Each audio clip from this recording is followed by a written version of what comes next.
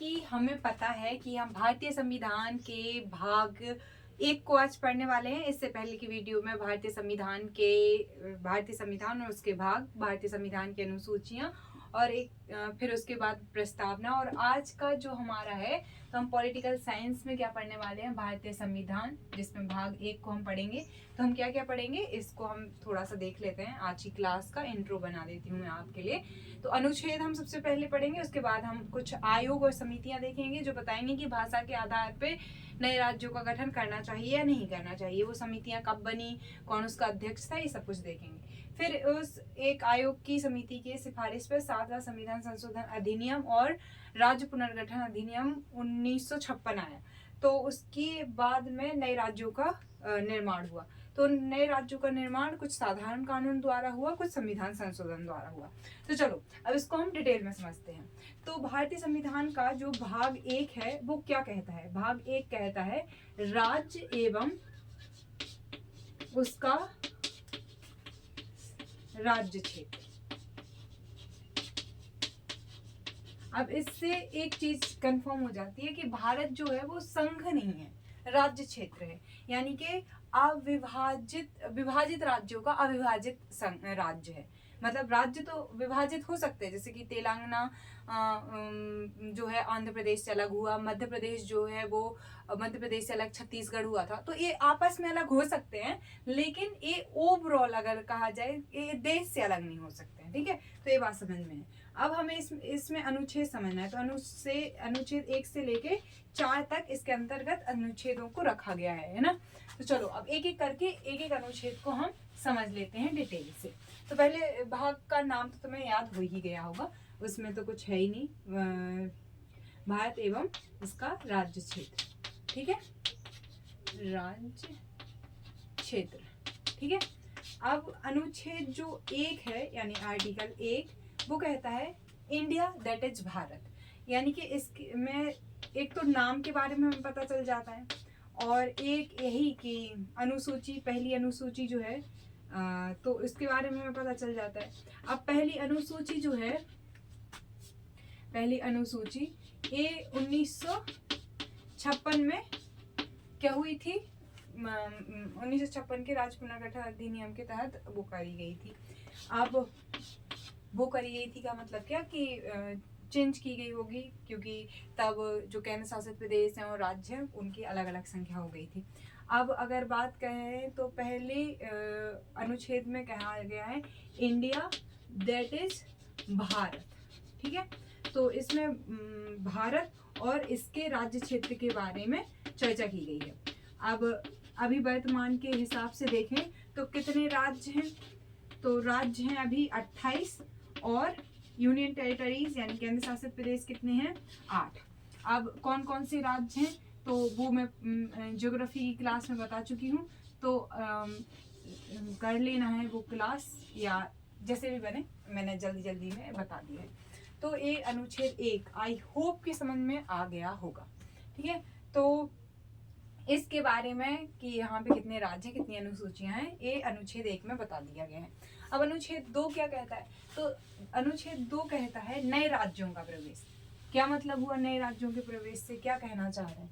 तो नए राज्यों का प्रवेश, दूसरा जो आर्टिकल है वो है नए राज्यों का प्रवेश। यानी जो अभी भारत के भाग हिस्सा है नहीं उनको बनाना है, तो नए राज्यों का प्रवेश जो है उसकी चर्चा दूसरे आर्टिकल में की गई है। जैसे कि अभी हम पढ़ेंगे इधर पे नए राज्यों का निर्माण में कि संविधान संशोधन हुआ था, 10वां संविधान संशोधन अधिनियम यानी कॉन्स्टिट्यूशन अमेंडमेंट एक्ट 1961, और इसमें दादर एवं नागर हवेली जो है वो भारत का हिस्सा बना था, उससे पहले वो अपना नहीं था। ठीक है, ये दबंदी पुर्तगालियों से लिया गया था, जो है 12वां जो संविधान संशोधन अधिनियम था। तो ये क्योंकि दूसरा देश था, मतलब कि दूसरे देश के पास थी ना इनकी मतलब कि संप्रभुता, तो इस वजह से जब वो हमारे पास में आती है तो उनको कहते हैं नए राज्यों का प्रवेश। आई होप कि समझ में आ गया होगा। एक और था यहाँ 2 का, मतलब 2 का आर्टिकल, इसमें था कि सिक्किम जो है उसका प्रवेश कराना था, उससे रिगार्डिंग था। बट सिक्किम जब 1975 में भारत का पूर्ण राज्य ही बन गया तो फिर क्या जरूरत थी, तो जरूरत ही नहीं पड़ी, तो इसको क्या कर दिया गया, हटा दिया गया। ठीक है, तो ये समझ में आ गया होगा। अब तीसरा जो अनुच्छेद है वो क्या कहता है, समझो इधर। अनुच्छेद तीसरा जो है वो कहता है जो वर्तमान राज्य हैं, तो वर्तमान राज्यों के नाम, सीमा या क्षेत्रफल में परिवर्तन। ठीक है, जैसे कि मान लो कि अगर महाराष्ट्र है, ठीक है, ये हम जाते हैं यहाँ पे, और यहाँ पे महाराष्ट्र है, कल के दिन विदर्भ अलग से एक देश राज्य बन जाता है, तो क्या मतलब कि किस आर्टिकल के तहत बनेगा, ये तीसरे आर्टिकल के तहत। अब यहाँ पे 3-4 क्वेश्चंस इंपॉर्टेंट हैं। कौन मतलब कि नए राज्य को बनाता है, विधानसभा बनाती है या संसद बनाती है, तो संसद बना सकती है, विधानसभा नहीं बना सकती, विधानसभा नहीं बना सकती। ठीक है, और जब भी ऐसा कोई नए राज्य को बनाना है, या समझ लो कि उत्तराखंड का, उत्तरांचल का नाम उत्तराखंड करना है, या किसी भी राज्य का नाम बदलना है, तो या फिर मतलब कि नाम बदलना है, या सीमा बदलनी है, या क्षेत्रफल बदलना है, इनमें परिवर्तन करना है, तो ऐसा जो भी विधेयक रखा जाएगा वो राष्ट्रपति की पूर्व सहमति से रखा जाएगा, राष्ट्रपति की पूर्व सहमति से रखा जाएगा। अब राष्ट्रपति की पूर्व सहमति से तो रखा जाएगा, अब राष्ट्रपति का काम, यानी जो प्रेसिडेंट लिख देती हूँ मैं, पी बना देती हूँ, तो ये राष्ट्रपति जो है, ये जो संबंधित राज्य है ना, उस राज्य के पास में क्या भेजेंगे कि बताओ तुम्हारा क्या इस पे कहना है। वो इनकी बात मानने के लिए बाध्य नहीं है कि विधानसभा जो कहेगी उस अकॉर्डिंग चलेंगे, लेकिन एक बार रखेंगे कि तुम इसके बारे में क्या सोचते हो, क्या समझते हो, अपना मत रख सकते हो, तो ऐसा होता है। लेकिन विधान जो राज्य है उसकी बात मानने के लिए, जैसे कि मान लो एक उदाहरण से समझते हैं कि महाराष्ट्र का ही एक नया राज्य बनता है, विदर्भ बनता है इन फ्यूचर, या मध्य प्रदेश में बुंदेलखंड बनता है, या फिर कहीं पे भी कोई एक नया राज्य हम देखें, राजस्थान में कोई एक राज्य बनता है, तो राष्ट्रपति क्या कहेंगे, उधर की मतलब कि उस राज्य को भेज देंगे, क्या भेज देंगे वो प्रस्ताव, और पूछेंगे कि बताओ तुम इसके साथ में मतलब कि तुम्हें कोई दिक्कत तो नहीं है। अगर वो कहेंगे कोई दिक्कत है, तो ऐसा नहीं है कि राष्ट्रपति मानने के लिए बाध्य है, लेकिन राष्ट्रपति का दायित्व है कि जब भी राज्य के संबंध में कुछ ऐसा कुछ हो तो उससे पूछें। ठीक है, और एक इम्पॉर्टेंट बात जो आर्टिकल 4 में हम देखेंगे, अब जब नए राज्य की निर्माण की या सीमा परिवर्तन की बात चलती है, तो क्या हो सकता है, यहाँ पे एक राज्य के 2 टुकड़े हो सकते हैं, मतलब एक राज्य 2 राज्यों में बदल सकता है, या 2 राज्य मिलके एक राज्य में बदल सकते हैं, या एक राज्य की कुछ सीमा दूसरी राज्य को दी जा सकती है, ऐसा कुछ हो सकता है, तो ये सब पॉसिबल है। अब अगला अनुच्छेद है आर्टिकल 4, अनुच्छेद 4। अनुच्छेद 4 क्या कहता है कि जो अभी आपने देखे अनुच्छेद 2 और 3 जो है, उसमें परिवर्तन जो किया जाता है उसको आर्टिकल 368 यानी अनुच्छेद 368 के तहत संविधान संशोधन नहीं माना जाएगा, यानी कि आम कानून की तरह उसको परिवर्तित किया जा सकता है। एग्जैक्टली वो वर्ड्स नहीं लिखे हैं, बट अर्थ वही है कि आर्टिकल 2 और 3 में जो भी परिवर्तन किया जाता है उसको ये नहीं समझा जाएगा कि ये संविधान में संशोधन हो रहा है, जो नॉर्मल सा कानून है वैसा करके किया जाएगा। तो ये आर्टिकल्स तो मैंने चारों के चारों अच्छे से एक्सप्लेन कर दिए। अब बात आती है कि चलो ये तो आर्टिकल्स हो गए थे, अब फिर नए राज्यों का अभी पहले की मैं कंडीशन बता रही हूँ 1950 की। 1950 में जो राज्य थे उसके लिए भाग था 7। भाग 7 में कहा गया था कि राज्य होंगे का, खा, गा, घा, ऐसे 4 कॉलम बनाए गए थे और उसमें कुछ राज्यों को रखा गया था, जैसे 2-4 राज्य इसमें, 2-4 राज्य इसमें, और इसमें केवल अंडमान निकोबार रखा गया था। लेकिन ये तुरंत, क्योंकि समझ में नहीं आ रहा था तब कि इसका क्या करें, तो तब के लिए था, लेकिन इस पे लगातार विचार विमर्श किया जा रहा था कि राज्यों का निर्माण कैसे करना है, पुनर्निर्माण कैसे करना है। तो बहुत ज़्यादा मतलब कि बहुत ज़्यादा मांग उठ रही थी कि भाषा को एक मुख्य आधार बनाना चाहिए जिसके आधार पे राज्यों का पुनर्निर्माण किया जा सके। लेकिन नया नया राज्य बना है, हो सकता है कि हमने अगर भाषा के आधार पे दे दिए राज्य, तो वो राज्य कहे कि नहीं, हमें भारत से ही अलग होना है। क्योंकि जब पाकिस्तान धर्म के नाम पे अलग हो सकता है, तो एक छोटा सा राज्य भी अलग हो सकता है। ये आज हमें सोचने में या कहने में बचकाना लग सकता है, लेकिन एक जब नया राज्य बनता है, एक नया देश जब निर्माण होता है और इतनी मुश्किलों के बाद में, तो जो शासन चलाने वाले हैं, संचालक हैं, उनके मन में कहीं ना कहीं डर होता है। तो लेकिन इसको चेंज भी करना था। अब ऐसे में ही एक आंध्र प्रदेश से मांग उठ रही थी कि हमें भाषा के आधार पे अलग करो, भाषा के आधार पे अलग करो। तो यहाँ पे एक व्यक्ति थे रामाल्लू करके, 1952 में 52 दिन की हड़ताल के बाद, 1952 या 53 की बात है, अक्टूबर नवंबर की, तो कुछ दिनों के अनशन पे बैठने के बाद, मतलब कि हड़ताल पर, भूख हड़ताल पे बैठने के बाद उनकी हो जाती है मृत्यु।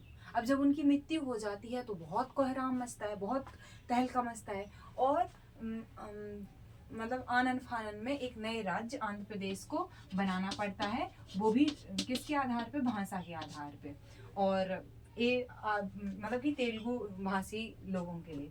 तो बन गया कब, 1953 में तो ये राज्य बन गया। लेकिन इससे पहले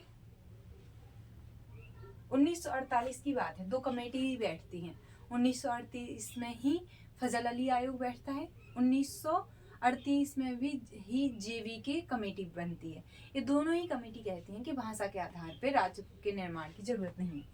लेकिन जब एक खत्म हो जाते हैं 1952 में और 53 में आंध्र प्रदेश एक राज्य बन जाता है, तो फिर से एक कमेटी बनती है जिसका नाम होता है धर आयोग। और धर आयोग पहली बार राज्य पुनर्निर्माण के लिए जो भाषा है उसको एक टर्म, एक इम्पोर्टेंट मतलब कि शर्त के आधार पे रखता है। तो चलिए उनकी अब हम बात करने वाले हैं। आई होप कि मैंने स्टोरी समझा दी है। तो अब क्या होने वाला है, मैं आयोग और समितियां बता रही हूँ, ठीक है। आयोग एवं समितियां, ठीक है। पहली समिति है फजल अली आयोग, कमेटी नहीं है ये, आयोग है, और फजल अली ही इसके अध्यक्ष होते हैं, ठीक है। कब बनती है, 1948 में बनती है, और रिपोर्ट भी 1948 में देती है। भाषा के आधार पे क्या बोलती है, ये निष्कर्ष क्या देती है, ये निष्कर्ष देती है। तो ये फजल 3 कॉलम बना लीजिए, ये आयोग हो गया, कब निर्माण होता है और कब रिपोर्ट देते हैं, और निष्कर्ष क्या होता है, ये 3 कॉलम है, ठीक है।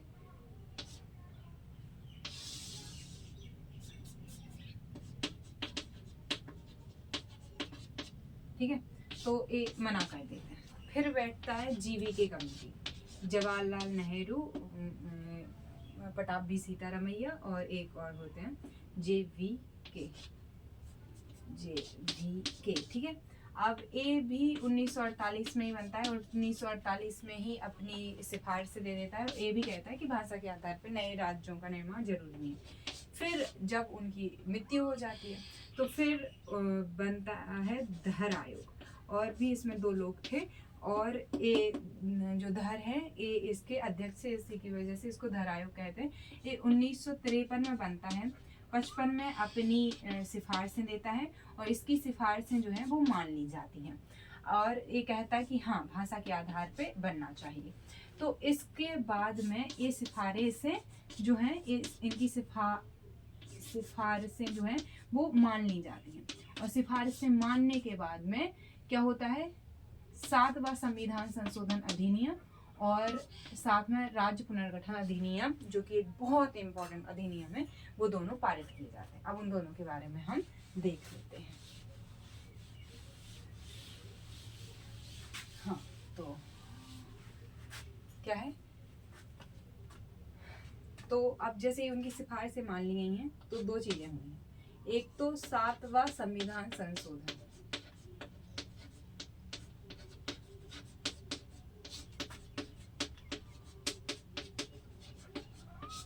और दूसरा अब इससे क्या होगा कि जो भाग 7 है उसको क्या कर दिया जाएगा, निरस्त कर दिया जाएगा। ठीक है, तो ये एक काम किया गया। फिर नए राज्यों का गठन भी तो करना था, तो नए राज्यों के लिए राज्य पुनर्गठन अधिनियम लाया गया 1956 में ही, दोनों एक साथ। अब इसमें क्या था, 14 राज्य बने उस समय और 8 यूनियन टेरिटरीज यानी केंद्र शासित प्रदेश। तो अब हम बात करेंगे 7वां संविधान संशोधन अधिनियम, हमने बता दिया है कि ये हो गया था, और राज्य पुनर्गठन अधिनियम, इतने राज्य बने थे, इतने यूनियन टेरिटरीज बने थे। अब नए राज्यों का निर्माण कैसे हुआ ये हमें देखना है। नए राज्यों के निर्माण के लिए,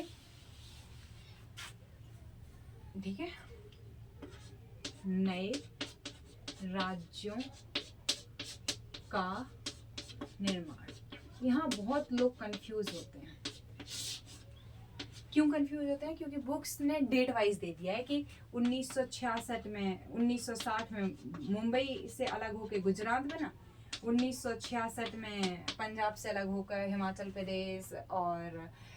प्रदेश, हरियाणा और चंडीगढ़ अलग हुए, 1972 में मणिपुर, त्रिपुरा और मेघालय अलग हुए।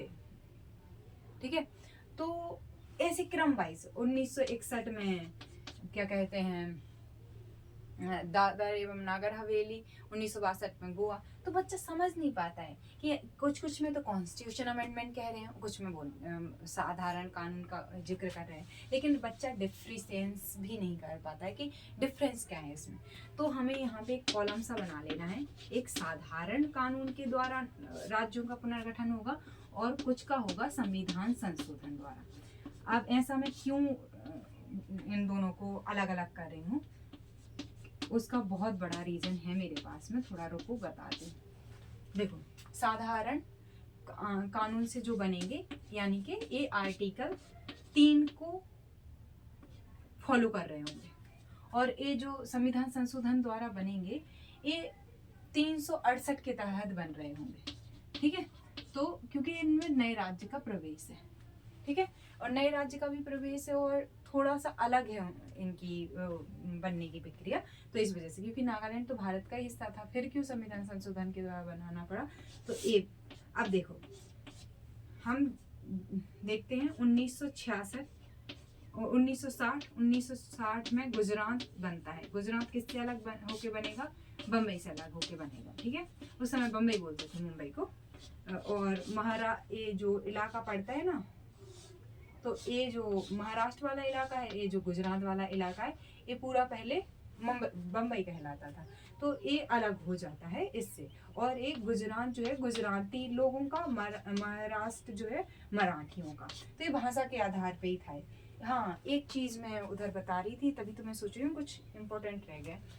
धर आयोग जब मैं बता रही थी, तो मैंने ये कहा था कि धर आयोग ने कहा कि हाँ बनाओ भाषा के आधार पे राज्य, लेकिन उन्होंने केवल एक टर्म नहीं दी थी कि भाषा के आधार पे बनाना। उन्होंने कहा था धर आयोग ने कि देखो, धर आयोग ने कहा कि संस्कृति के आधार में एक जो टॉपिक होगा, यानी कि एक जो आधार होगा, वो आधार होगा भाषा भी, लेकिन इसके साथ में भौगोलिक मतलब कि आधार भी देखना है, प्रशासनिक आधार भी देखना है, देश की एकता अखंडता को भी देखना है। ठीक है, तो उधर सडनली ध्यान नहीं रहा, तो इस वजह से मैंने अभी बता दिया। ओके, आई होप कि तुम्हें समझ में आया होगा। अब फिर 1966 में क्या होता है, 1966 में हरियाणा और हिमाचल प्रदेश एंड चंडीगढ़ बनते हैं। किससे अलग होके, पंजाब से अलग होके। पहले पेप्सू करके बहुत बड़ा स्टेट हुआ करता था, तो ये इलाके की बात मैं कर रही हूँ। ऊपर की बात करूँ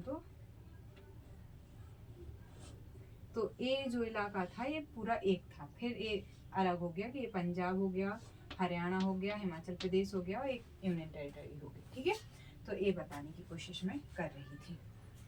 अब हरियाणा बन गया। 1972 में क्या हुआ? 1972 में मणिपुर, मिजोरम नहीं, त्रिपुरा और मेघालय, ये 3 नए राज्य बनते हैं। ठीक है, क्योंकि ये पहले यूनियन टेरिटरीज में आते होंगे। अब फिर 1987 में मिजोरम, अरुणाचल प्रदेश एंड, ठीक है, अरुणाचल प्रदेश एंड गोवा, ये 3 राज्य बनते हैं। ठीक है, तो आई होप समझ में आ गया होगा इतना। अब इसको एक और रह गया है, तो इसको मैं थोड़ा सा ऊपर बता देती हूँ। ठीक है, साधारण कानून में हम देख रहे थे।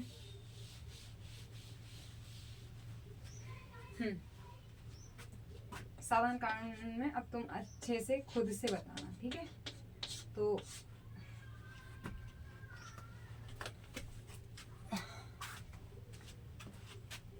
(1960) में कौन बना बताओ जल्दी से। 1966 में अभी बताया, 1972 में और 1987 में। अब 2000 में 3 और राज्य बनते हैं। छत्तीसगढ़ से अलग होता है, मतलब एमपी से अलग होता है छत्तीसगढ़, और यूपी से अलग होता है उत्तराखंड, और बिहार से अलग होता है झारखंड। ठीक है, तो ये हो जाते हैं 2000 में। फिर 2014 में आंध्र प्रदेश से तेलंगाना अलग हो जाता है। ठीक है, और 2019 में जम्मू कश्मीर जो है ये 370 हटने के बाद में यूनियन टेरिटरी बन जाता है, राज्य का दर्जा इसका समाप्त कर दिया जाता है। समझ में आई बात? फिर 2020 में जो है दादर एवं नागर हवेली और दमन दीव को एक कर दिया जाता है, मतलब कि 2 अलग अलग यूनियन टेरिटरीज थे तो एक कर दिया जाता है। इसी वजह से संख्या में 8 के 8 ही यूनियन टेरिटरीज रहते हैं, लेकिन मतलब कि 2 एक हो जाते हैं और जम्मू कश्मीर एक न्यू यूनियन टेरिटरी बन जाता है। अब साधारण कानून के तो हमने देख लिए, अब बात आती है संविधान संशोधन की। ठीक है, तो संविधान संशोधन लिख देते हैं, संविधान संशोधन। ठीक है, संविधान संशोधन में सबसे पहला जो है वो है 10वां संविधान संशोधन अधिनियम। अगर मैं इसको सीए कहूँ, कॉन्स्टिट्यूशन अमेंडमेंट एक्ट, तो वो था 1961 में दादर एवं नागर हवेली, ठीक है। ये जो है ये एक यूनियन टेरिटरीज बनता है, तो लेकिन इस 10वें, तुम्हें दो का पहाड़ा एक तरीके से याद रखना है। 10 के बाद 12वां संविधान संशोधन अधिनियम।